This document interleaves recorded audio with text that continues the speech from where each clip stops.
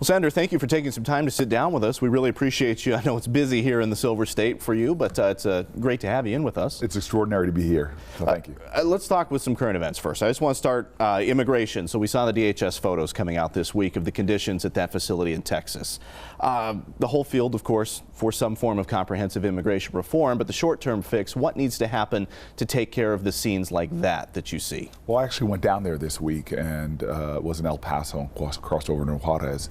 Really, there was 5 migrant women who had stories of severe trauma that were denied the chance to seek asylum, and I was able to escort them back in to begin the asylum process.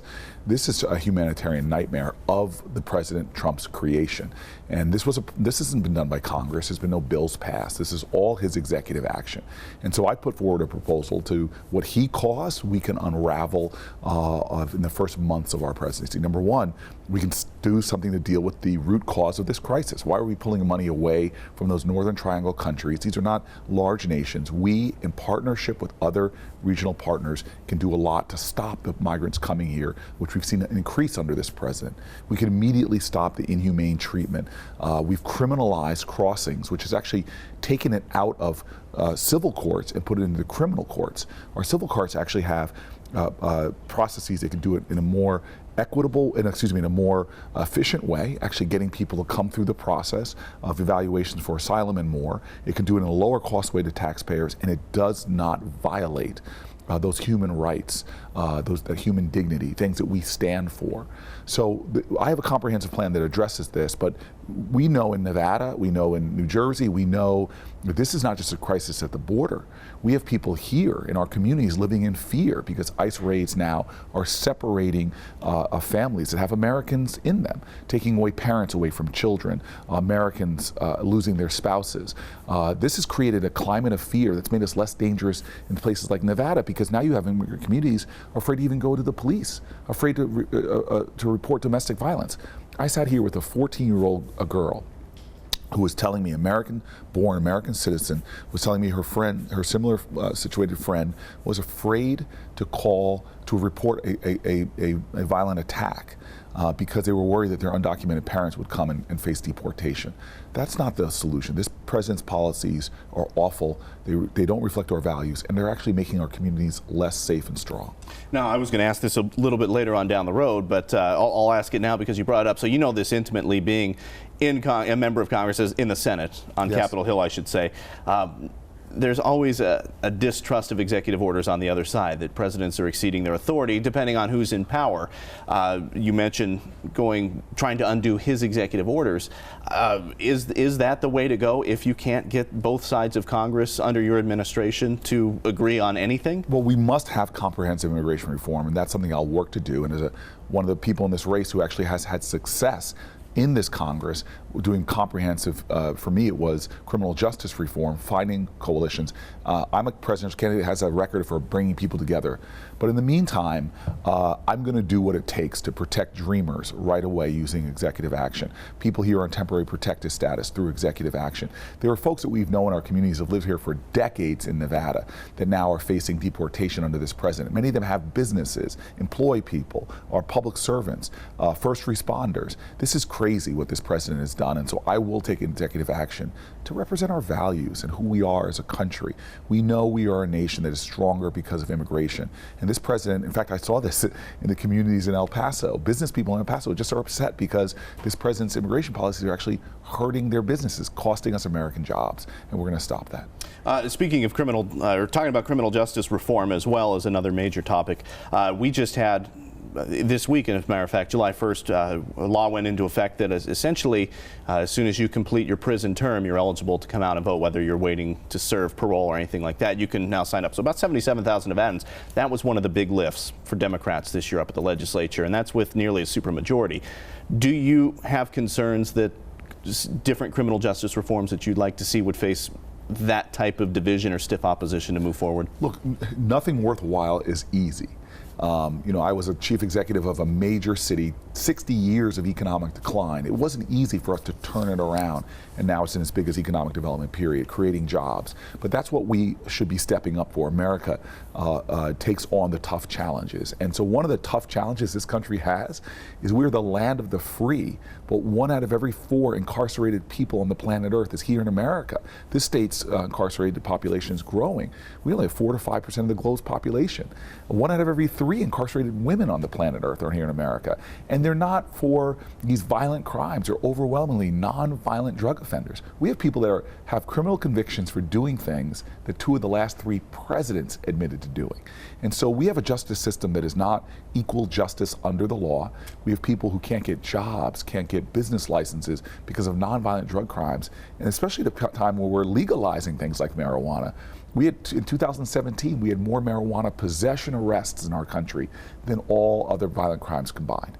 And so I'm going to fight to end this. It's a waste of taxpayer dollars. It's not helping people who are low income, mentally ill, addicted, getting the kind of help that they actually really need. And it is allowing us to have a criminal justice system that's just patently unfair. As one of my friends says, we have a criminal justice system that treats you better if you're rich and guilty than if you're poor and innocent. And so I know this is hard to do, but as president, I've shown the ability in Washington to get major comprehensive criminal justice reform bills done.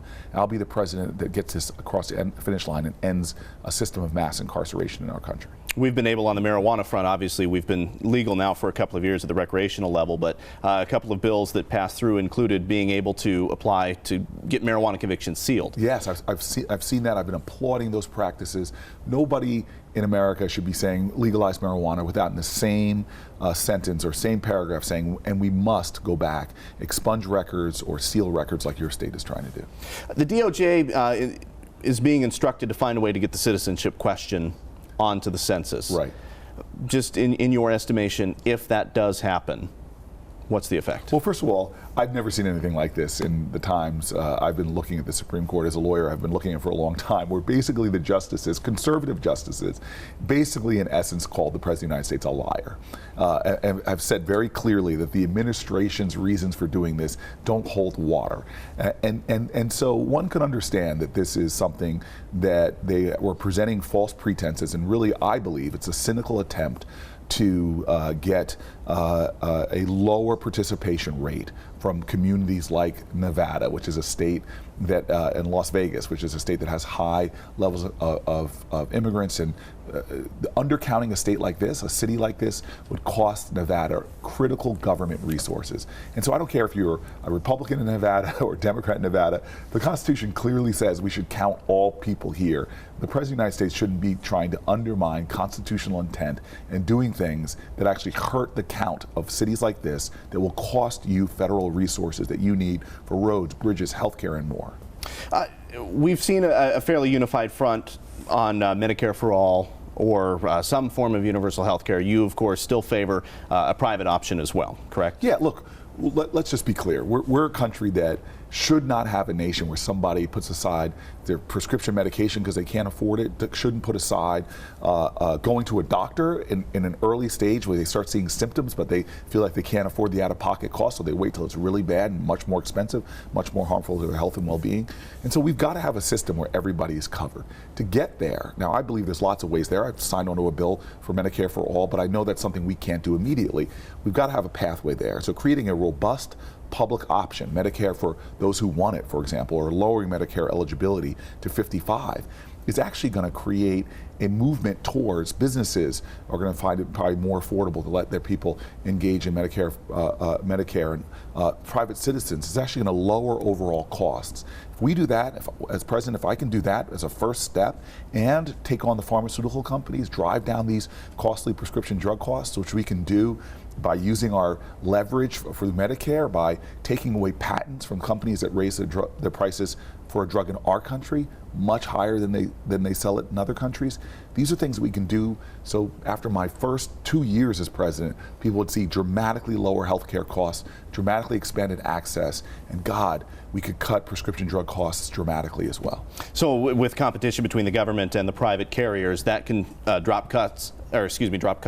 Do you also see taking away the prohibition of selling across state lines as well, insurance across state lines, is that anything that would help, or is that something? I think that competition is good. And by the way, I think that when you have private insurance companies, their overhead is 15%. For Medicare, it's like 2%. So just think about this, where your dollars are being most efficiently used. We have 2-3 times the bureaucratic costs than other countries, and there's tons of people who are profiting off of this system. If you're an American that just wants effective, good service, why pay more than you have to? And that's why I think that creating more competition is a good thing. We're a free market society. I think that's a powerful thing. But I think that we can do it through Medicare in much more efficient ways, especially through the size of Medicare, helping us drive down the cost of prescription drugs.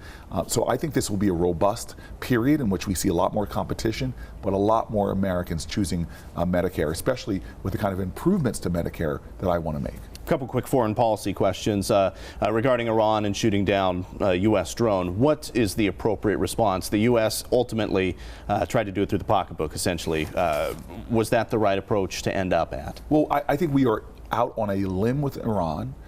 We're potentially crashing towards war because of the recklessness of this president, who's isolated us internationally, pulled away from an international agreement in which we had verification of their nuclear supply chain, pushed out their ability to break out to a nuclear weapon 10, 20 years. What this regime is doing now is they're racing to our nuclear weapon. They're letting us know that they are, and raising tensions and hostilities where you're starting to see these kind of actions. No excuse, and literally, we cannot allow Iran to engage in bad actions. But don't divorce where we are right now from the bad decisions, the dangerous, reckless decisions that isolated America, put us at odds with our allies, that got us to where we are right now. So as President of the United States, I'm going to make sure that we stand with our allies, that we find ways to renegotiate a deal that can bring people together in that region, all of us with the common goal of not allowing nuclear proliferation with Iran, begins to ease those tensions and don't put us on a reckless road to war, which we've seen the wars in the Middle East and what they've done to this country, costing us too many human lives, trillions of dollars of our treasure. This is something we should not do. Diplomacy, strong alliances, and economic pressure can get us to the point where we want to be. We've tried to open the door, it seems like, with North Korea. On the other hand, has that level of engagement been appropriate? Well, this is a president that seems to like foreign policy by tweet and photo op, as opposed to real strategic plans on how we're going to accomplish these things. You know, he had a meeting last year in Singapore with the North Korean dictator, and they literally said that they made agreements to the United States. None of those agreements were fulfilled in letting any kind of documentation of their nuclear capacities. What was one of the things they had agreed upon. So this president continues to do these photo ops and these tweets. We now know his tweets are just not true. It was like a year ago, I think he tweeted, "We have nothing to worry about anymore. I've solved this crisis." Well, here we are, still with a crisis, still with a country, rogue dictatorship, violating human rights, threatening South Korea as well as the region. And so I don't see a strategy with this president, and I'm disappointed that they're not making progress. I think finally we talk about opposition to President Trump. You have a crowded field, 25 now, I believe.